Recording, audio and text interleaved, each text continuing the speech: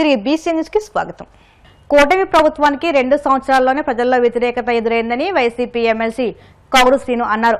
పశ్చిమ గోదావరి జిల్లా కాళ్ల మండలం పెదామిరలోని ఉండి నియోజకవర్గ వైసీపీ కార్యాలయంలో బిఎల్ఏ సమావేశం నిర్వహించారు. ఈ సందర్భంగా నిర్వహించిన సమావేశంలో ఎమ్మెల్సీ కౌరు శ్రీను, నర్సాపురం పార్లమెంటరీ పరిశీలకులు ముదునూరి మురళీకృష్ణరాజు మాట్లాడుతూ బిఎల్ఏలు ప్రతి ఇంటికి వెళ్లినప్పుడు ఓటరు తమ ఓటును కాపాడుకోకపోతే ప్రభుత్వం నుండి వచ్చే సంక్షేమ పథకాలు రద్దవుతాయని సూచించారని తెలిపారు.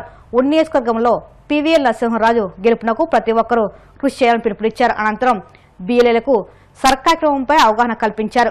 వాస్తవానికి ఈ బిఎల్ఏలు ఏ విధంగా వర్క్ చేస్తున్నారు, ఏ విధంగా ముందుకు తీసుకెళ్తారో అని మనం అందరం కూడా చూస్తున్నాం. ఎందుకంటే ప్రతి గ్రామంలో కూడా వాస్తవానికి అటు టీడీపీ కానివ్వండి, జనసేన కానివ్వండి, మన వైఎస్ఆర్ కాంగ్రెస్ పార్టీ సంబంధించి బిఎల్ఏలు ఏర్పాటు చేసుకోవడం జరిగింది. కానీ మన స్టేట్లో ఎక్కడ కూడా అదర్ పార్టీలు అంటే అధికార పార్టీ కానీ లేకపోతే కూటమిలో సంబంధించిన పార్టీ కానీ ఎవరు కూడా బిఎల్ఏలు ఎదురుకొచ్చి పనిచేస్తున్న దాఖలాలు ఎక్కడా కూడా లేవు.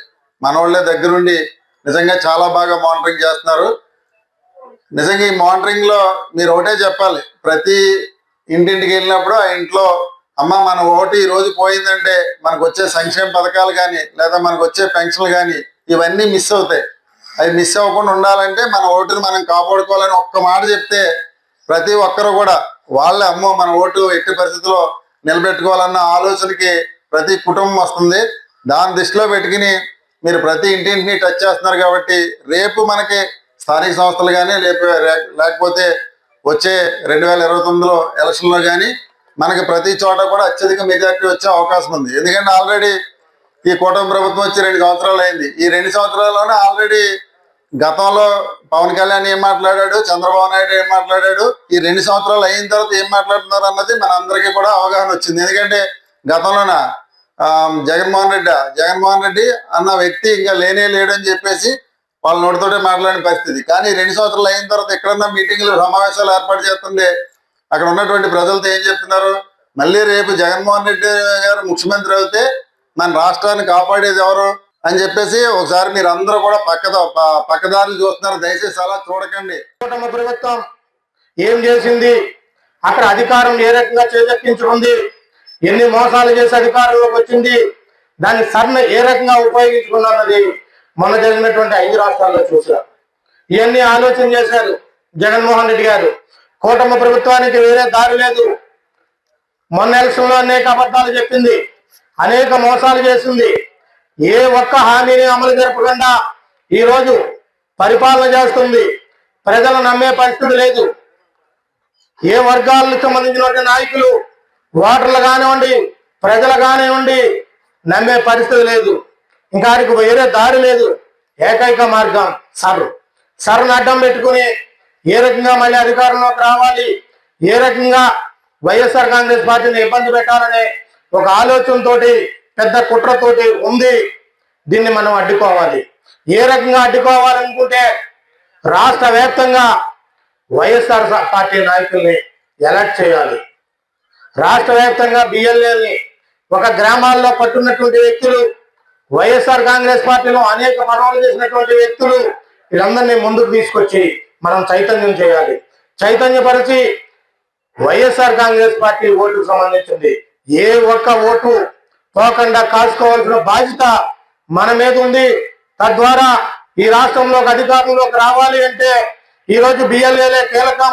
వారు చేసినటువంటి సేవల వల్లే అధికారంలోకి వస్తుందని జగన్మోహన్ రెడ్డి గారు గట్టిగా నమ్మినటువంటి పరిస్థితి. స్వర్గీయ వంగవీటి మోహన్ రంగ 79వ జయంతి వేడుకలను పశ్చిమ గోదావరి జిల్లా నరసాపురం పట్టణంలో ఆయన కోడలు పుష్పవల్లి ఆధ్వర్యంలో ఘనంగా నిర్వహించారు. భారీ కేక్ కట్ చేసి పేదలకు అన్నదానం నిర్వహించారు. ఈ కార్యక్రమానికి ముఖ్య అతిథులుగా కాపు కార్పొరేషన్ చైర్మన్ కొత్తపల్లి సుబ్బరాయుడు, మాజీ ఎమ్మెల్యే బండారు మాధవ్ నాయుడు, జక్కం బాబ్జీ, పట్టణంలోని కాపు నాయకులు పాల్గొన్నారు. ఈ సందర్భంగా వారు మాట్లాడుతూ బడుగు బలహీన వర్గాల కోసం జీవితాంతం పోరాడిన రంగా ఆశయాలు ప్రతి ఒక్కరికి స్ఫూర్తిదాయకమని పేర్కొన్నారు. ముఖ్యంగా కార్మిక నాయకుడిగా పేదల పక్షపాతిగా చేసిన సేవలు చిరస్మరణీయమని అన్నారు. 79వ జన్మదినాన్ని మన ఆంధ్ర రాష్ట్రంలోనే కాకుండా తెలంగాణ రాష్ట్రంలో కాకుండా వివిధాలు అంటే పవిత్ర భారతంలో ఇంచుమించుగా అన్ని రాష్ట్రాల్లో కూడా ఈ కార్యక్రమం నిర్వహిస్తున్నారు. ఒక మన భారతదేశంలో కాకుండా ప్రపంచ దేశాల్లో కూడా తెలుగు వారు ఎక్కడైతే ఉన్నారో అక్కడ ఆ దేశాల్లో కూడా మరి వంగవీటి మోహన్ గారి యొక్క 79వ జన్మవేడుకలు నిర్వహించడం ఇది చాలా చక్కటి శుభపరిణామాన్ని సందర్భంగా ఏర్పడుతున్నాం. అంటే ఒక వంగవీటి మోహన్ గారు ప్రజల గుండెల్లో ఏ విధంగా చిరస్థాయిగా ఉన్నారనడానికి ఇది ఒక నిదర్శన సందర్భంగానే తెలియపడుతున్నాం. మనం చూసాం ఎంతో మంది మంత్రుల్ని, ఎంతో మంది ముఖ్యమంత్రుల్ని, ఎంతో మంది ప్రధానమంత్రుల్ని మనం చూడటం జరిగింది. కానీ వాళ్ళు బతుకుండగానే చాలా మంది మర్చిపోతున్నారు.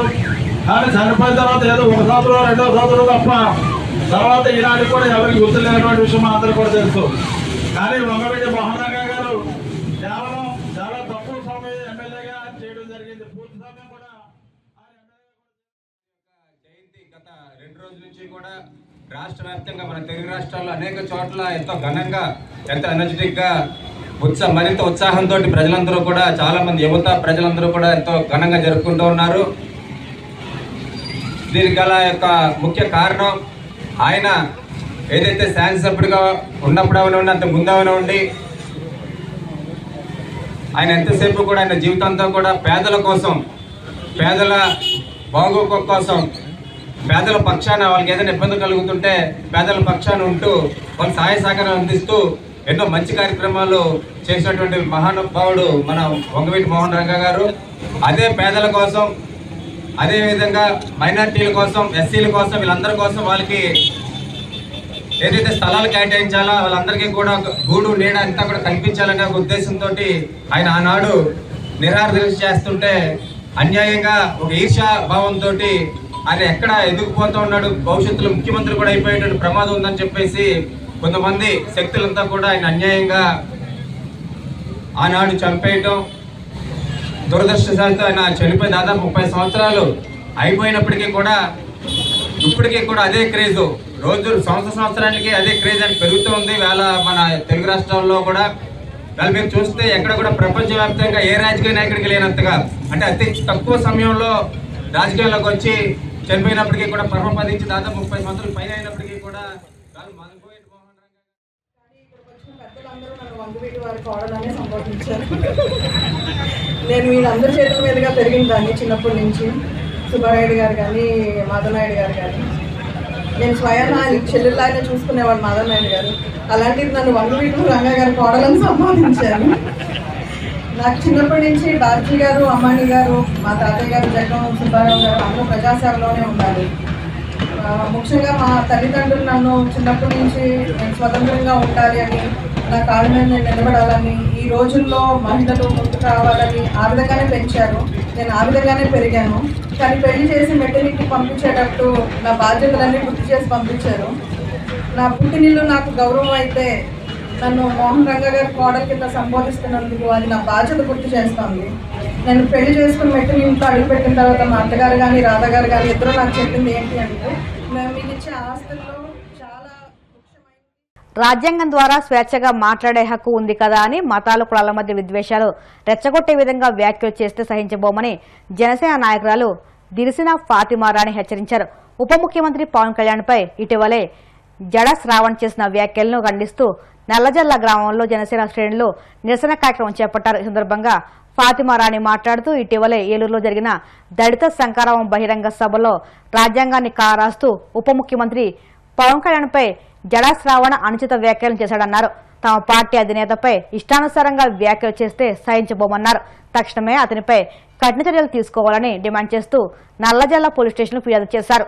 గోదావరి జిల్లాలంటేనే ప్రశాంతతకి మంచికి మారుపేరు. అట్లాంటి గోదావరి జిల్లాలో అన్ని మతస్థులు, హిందూ, ముస్లిం, క్రిస్టియన్ అందరూ కూడా కలిసిమెలిసి జీవిస్తున్నారు. కానీ ఇలాంటి జిల్లాల మధ్య మత మరియు కుల విద్వేషాలు రెచ్చగొట్టే విధంగా ఈ మధ్య ఏలూరులో జరిగిన బహిరంగ సభలో జడ శ్రావణ్ కుమార్ ఇంకా ప్రశ్నారావణ్ వీరిద్దరూ కూడా కులాలు మతాలను విద్వేషాలను రెచ్చగొట్టే విధంగా అనుచిత వ్యాఖ్యలు చేశారు. మన జనసేన పార్టీ అధినేత ఉప ముఖ్యమంత్రి పవన్ కళ్యాణ్ గారిని విమర్శిస్తూ, అలాగే జనసేన పార్టీని విమర్శిస్తూ వాళ్ళు చేసిన విమర్శలు మా జన సైనికులందరినీ తీవ్రంగా బాధ కలిగిస్తున్నాయి. అలాగే జడ శ్రవణ్ ఇంకా ప్రశ్న రావండి. నేను ఒకటే అడుగుతున్నాను. డాక్టర్ బిఆర్ అంబేద్కర్ గారు రాసిన భారత రాజ్యాంగం ప్రకారం మనందరికీ కూడా రైట్ టు స్పీచ్ అని ఒక ప్రాథమిక హక్కు ఉంది. రైట్ టు స్పీచ్ అంటే ఏంటి? రైట్ టు అబ్యూజ్ అనా? అంటే మీకు ఇష్టం వచ్చినట్లు ఎవరినైనా ఏదైనా ఇష్టం వచ్చినట్లు మాట్లాడొచ్చనా అర్థం? మాట్లాడే హక్కు ఉంది కదా అని, ప్రశ్నించే హక్కు ఉంది కదా అని మతాల మధ్య కులాల మధ్య విద్వేషాలు రెచ్చగొడితే మాత్రం మేము ఎవరం కూడా చూస్తూ ఊరుకోము. ఇంకా వీళ్ళిద్దరూ కూడా పెద్ద పెద్ద ప్రసంగాలు చెప్తూ ఉంటారు కదా. బైబిల్ గ్రంథం ప్రకారం ఒక సామెతలు గ్రంథం ఒకటే చూసుకున్నట్లయితే ఎవరైతే సహోదరుల మధ్య విద్వేషాలు, ఎవరైతే గొడవలు పెడతారో వారంటే యెహోవాకి హేయులు అనే విషయం మీకు తెలీదా? ఎవరైతే ఇలాంటి గొడవలు పెడుతున్నారో సమాజాన్ని, వాడి దేవుడు క్షమించరని మీకు తెలీదా? ఎవరైతే కూడా పవన్ కళ్యాణ్ గారిని విమర్శిస్తే మాత్రం మేము ఎవరం చూస్తూ ఊరుకోము. మా జన సైనికులంతా ఒక్కటై మీ మీద ఉమ్మేస్తే ఆ ఉమ్ము ప్రవాహంలో మీరందరూ కొట్టుకుపోతారు. అది మీరు తెలుసుకోవాలి. అదేవిధంగా ఇలాంటి విద్వేషాలన్నీ నశించాలని చెప్పి ఆ యేసుక్రీస్తు ప్రభువు యొక్క దీవెనలు ఎల్లప్పుడూ శ్రీ పవన్ కళ్యాణ్ గారి మీద ఉండాలని చెప్పి మేమందరం ఈ రోజు కూడా సిలువతో ర్యాలీ చేస్తున్నాము, మౌన దీక్ష చేస్తున్నాము.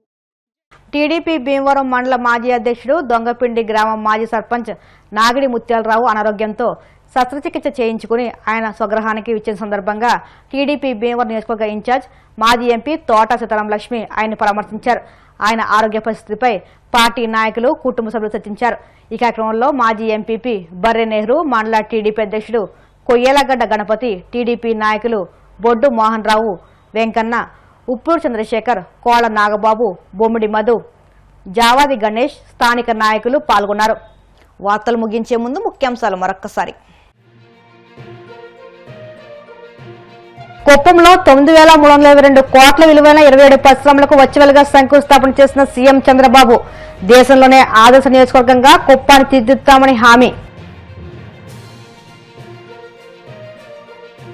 క్రెడిట్ చోరీలో చంద్రబాబు దేశంలోనే నెంబర్ 1 అన్న మాజీ మంత్రి అమర్నాథ్. కడప స్టీల్ ప్లాంట్ కోసం తమ ప్రభుత్వ హయాంలోనే అన్ని జీవోలు ఇచ్చామని వెల్లడి. కాకినాడ పార్లమెంట్ పరిధిలో సమాచార సేకరణ కార్యక్రమం శరవేగంగా జరుగుతుంది. జనసేన పార్టీ ఎన్టీఆర్ జిల్లా అధ్యక్షుడు, కాకినాడ పార్లమెంట్ సమాచార సేకరణ కమిటీ పరిశీలకులు సామేని ఉదయభాను వెల్లడి. కూటమి 2 ఏళ్ల పాలనలోనే ప్రజల్లో వ్యతిరేకత మొదలైంది. తీవ్రస్థాయి విమర్శలు గుప్పించిన వైసీపీ ఎమ్మెల్సీ కౌరు శ్రీనివాస్. ఈ వార్తలు ఇంతలో సమాప్తం. మరిన్ని వార్తల కోసం BCN digital YouTube channel, Facebook పేజీని ఫాలో అవ్వండి. అప్డేట్ వార్తల కోసం ప్లీజ్ సబ్స్క్రైబ్.